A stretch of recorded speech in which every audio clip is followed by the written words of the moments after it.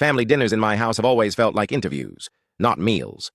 Every Sunday, my parents would host a big dinner. My brother Ryan would show up in his designer suit, bragging about his new promotion or how much his company valued him. I'd smile, nod, and stay quiet. Because compared to him, I was the disappointment. I wasn't unemployed. I was just building something, a startup that no one believed in. Every time I mentioned it, my parents would exchange a look that said, "There goes the dreamer again." This Sunday was no different.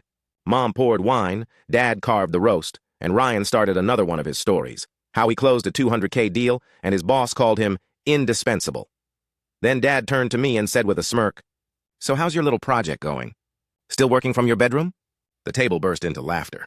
Even Mom chuckled, covering her mouth with her napkin. I forced a smile. "It's going fine, Dad." He leaned back and said, "You know, maybe it's time to give up on that fantasy. Not everyone's cut out for business." For a second, I wanted to defend myself, to tell them about the sleepless nights, the coding, the setbacks, the small wins that meant everything to me. But instead, I just said, "You're right, not everyone is." They went back to talking about Ryan's bonus, his car, his new condo. And that's when my phone buzzed. I glanced down. It was an email from my startup's investor. The subject line read, "Congratulations! Funding approved. $1.4 million in seed funding." I froze, staring at the screen. My heart was pounding. I looked up at my parents, still laughing, still dismissing me, and something inside me clicked. I stood up, raised my glass, and said, "You know what, Dad? You're right. Not everyone's cut out for business. But apparently I am." They all stopped.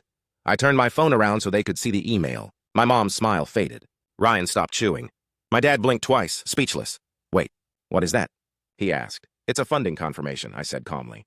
"My startup just closed its first round, $1.4 million. Looks like working from my bedroom finally paid off."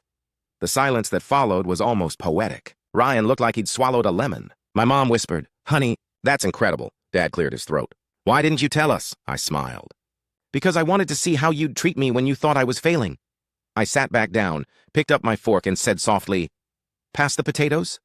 No one laughed after that. Now every Sunday, dinner feels a little different. They still host. Ryan still talks. But they listen when I speak, really listen. And the best part? I didn't need to prove them wrong.